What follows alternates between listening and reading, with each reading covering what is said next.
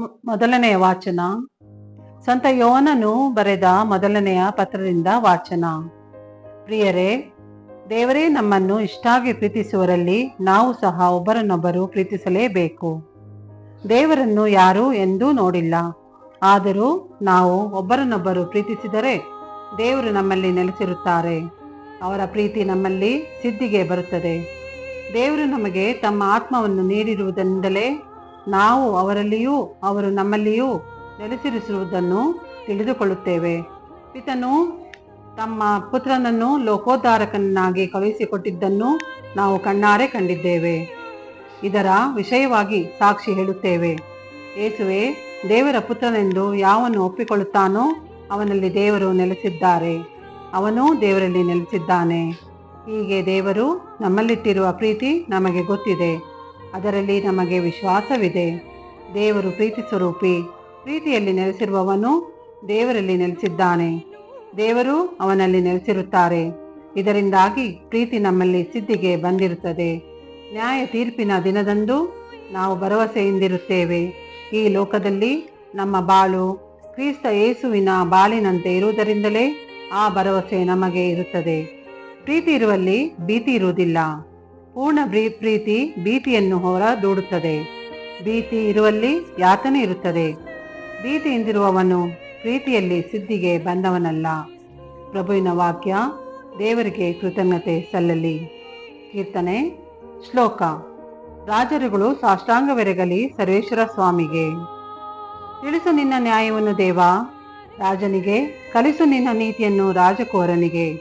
ಆತ ನಾಳಲ್ಲಿ ನಿನ್ನ ಪ್ರಜೆಯನ್ನು ನೀತಿಯಿಂದ ಪರಿಪಾಲಿಸಲಿ, ದೀನದಲಿತರನ್ನು ನ್ಯಾಯದಿಂದ. ಶ್ಲೋಕ. ರಾಜರುಗಳು ಸಾಷ್ಟಾಂಗವೆರಗಲಿ ಸರ್ವೇಶ್ವರ ಸ್ವಾಮಿಗೆ. ಕಪ್ಪಗಳ ನರ್ಪಿಸಲಿ ತಾರ್ಷೀಷ್ ಹಾಗೂ ದ್ವೀಪದ ರಾಜರುಗಳು. ಕಾಣಿಕೆಗಳ ತಂದೊಪ್ಪಿಸಲಿ ಶೆಬಾ ಹಾಗೂ ಶೆಬಾದ ರಾಜರುಗಳು ಸಾಷ್ಟಾಂಗವೆರಗಲಿ ಆತನಿಗೆ. ಗಣರಾಷ್ಟ್ರಗಳು ಸೇವಿಸಲಿ ಆತನಿಗೆ. ಶ್ಲೋಕ. ರಾಜರುಗಳು ಸಾಷ್ಟಾಂಗವೆರಗಲಿ ಸರ್ವೇಶ್ವರ ಸ್ವಾಮಿಗೆ. ಏಕೆನೆ ಕಾಪಾಡುವನಾತ ಮೊರೆಯಿಡುವ ಬಡವರನ್ನು, ಉದ್ಧರಿಸುವನಾತ ದಿಕ್ಕಿಲ್ಲದ ದೀನ ದಲಿತರನ್ನು. ದರಿದ್ರರಿಗೆ ದಯೆಯ ತೋರುವನು, ದಲಿತರ ಪ್ರಾಣವನ್ನು ಕಾಪಾಡುವನು. ಶ್ಲೋಕ. ರಾಜರುಗಳು ಸಾಷ್ಟಾಂಗವೆರಗಲಿ ಸರ್ವೇಶ್ವರ ಸ್ವಾಮಿಗೆ. ಘೋಷಣೆ. Alleluia, alleluia. ಬಡವರಿಗೆ ಶುಭ ಸಂದೇಶವನ್ನು ಬೋಧಿಸಲೆಂದು ನನ್ನನ್ನು ಅಭಿಷೇಕಿಸಿದ್ದಾರೆ. ಬಂಧಿತರಿಗೆ ಬಿಡುಗಡೆಯನ್ನು ಪ್ರಕಟಿಸಲು ಅವರು ನನ್ನನ್ನು ಕಳುಹಿಸಿದ್ದಾರೆ. ಅಲೆಲುಯ್ಯ. ಮಾರ್ಕನು ಬರೆದ ಪವಿತ್ರ ಶುಭ ಸಂದೇಶದಿಂದ ವಾಚನ. ಆ ಕಾಲದಲ್ಲಿ ಯೇಸು ತಾವು ಜನರ ಗುಂಪನ್ನು ಕಳುಹಿಸಿ ಬಿಡುವಷ್ಟರಲ್ಲಿ ಶಿಷ್ಯರು ದೋಣಿ ಹತ್ತಿ ತಮಗಿಂತ ಮುಂದಾಗಿ ಸರೋವರದ ಆ ಕಡೆಗಿದ್ದ ಬೆತ್ಸಾಯಿದಕ್ಕೆ ಹೋಗುವಂತೆ ಆಜ್ಞಾಪಿಸಿದರು. ಜನರನ್ನು ಬೀಳ್ಕೊಟ್ಟ ಬಳಿಕ ಯೇಸು ಪ್ರಾರ್ಥನೆ ಮಾಡಲು ಬೆಟ್ಟಕ್ಕೆ ಹೋದರು.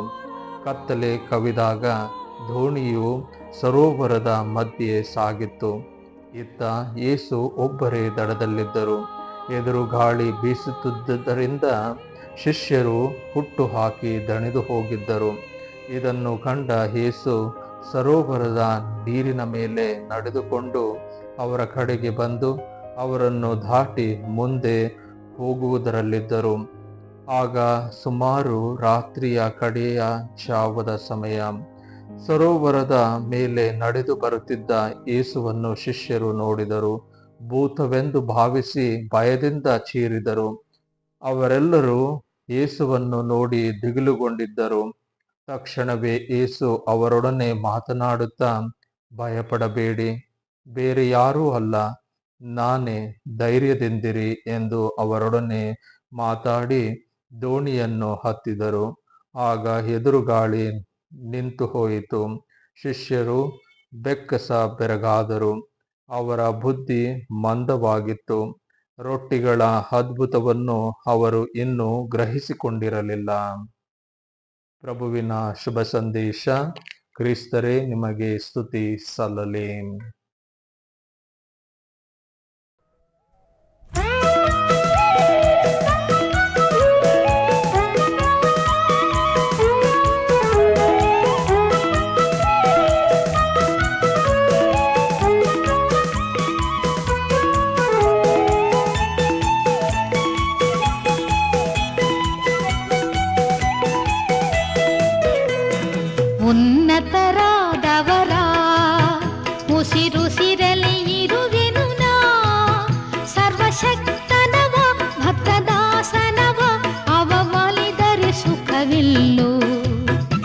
ಸರ್ವಶಕ್ತನವ ಭಕ್ತದಾಸನವ ಅವ ಒಲಿದರೆ ಸುಖವೆಲ್ಲೋ.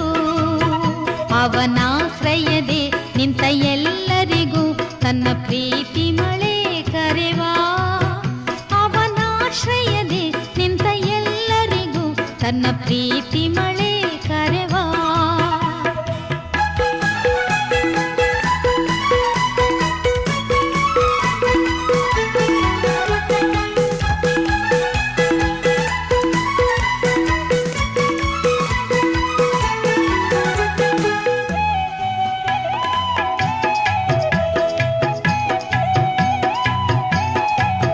ನಾವು ಬೇಡುತ್ತ ಕರೆದಿರಲು ಪ್ರೀತಿಯಿಂದಲಿ ತಾ ಬರುವ.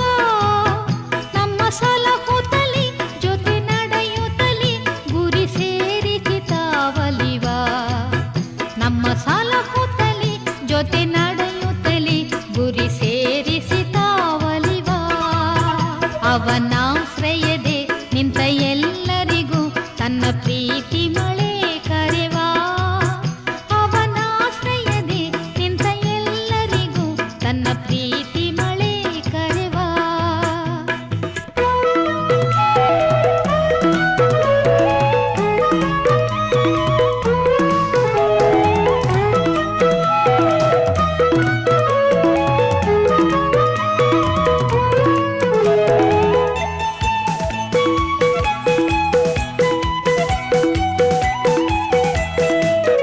ಬಾಳು ಎನ್ನುವ ಸಾಗರವ ಪ್ರೇಮ ನೌಕೆಲಿ ದಾಟಿಸುವ. ನಮ್ಮ ನಾಮವನ್ನು ನಂಬಿ ನಡೆದವಗೆ ಶರಣಾಮೃತಿ ನೀಡುವ. ನಮ್ಮ ನಾಮವನ್ನು ನಂಬಿ ನಡೆದವಗೆ ಶರಣಾಮೃತಿ ನೀಡುವ. ಅವನಾಶ್ರಯದೆ ನಿಂತ ಎಲ್ಲರಿಗೂ ತನ್ನ ಪ್ರೀತಿ ಮಳೆ ಕರೆವ. ಅವನಾಶ್ರಯದೆ ನಿಂತ ಎಲ್ಲರಿಗೂ ತನ್ನ ಪ್ರೀತಿ ಮಳೆ ಕರೆವ.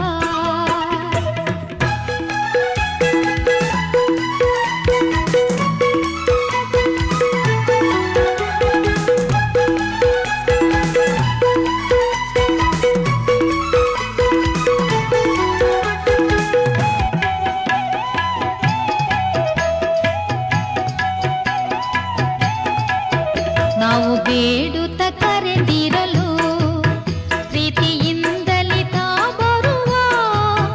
ನಮ್ಮ ಸಲಹುತ್ತಲಿ ಜೊತೆ ನಡೆಯುತ್ತಲಿ ಗುರಿ ಸೇರಿಸಿ ತಾವಲಿವ. ನಮ್ಮ ಸಲಹುತ್ತಲಿ ಜೊತೆ ನಡೆಯುತ್ತಲಿ ಗುರಿ ಸೇರಿಸಿ ತಾವಲಿವ. ಅವನಾಶ್ರಯದೆ ನಿಂತ ಎಲ್ಲರಿಗೂ ತನ್ನ ಪ್ರೀತಿ ಮಳೆ ಕರೆವ. ಅವನಾಶ್ರಯದೆ ನಿಂತ ಎಲ್ಲರಿಗೂ ತನ್ನ ಪ್ರೀತಿ ಮಳೆ ಕರೆವ. ಉನ್ನತರಾದವರ ಉಸಿರುಸಿರಲಿ ಇರುವೆನು ನಾ. ಸರ್ವಶಕ್ತನವ ಭಕ್ತದಾಸನವ ಅವ ಒಲಿದರೆ ಸುಖವೆಲ್ಲೋ. ಸರ್ವಶಕ್ತನವ ಭಕ್ತದಾಸನವ ಅವ ಒಲಿದರೆ ಸುಖವೆಲ್ಲೋ. ಅವನಾಶ್ರಯದೆ ನಿಂತ ಎಲ್ಲರಿಗೂ ತನ್ನ ಪ್ರೀತಿ ಮಳೆ ಕರೆವ. ಅವನಾಶ್ರಯದೆ ನಿಂತ ಎಲ್ಲರಿಗೂ ತನ್ನ ಪ್ರೀತಿ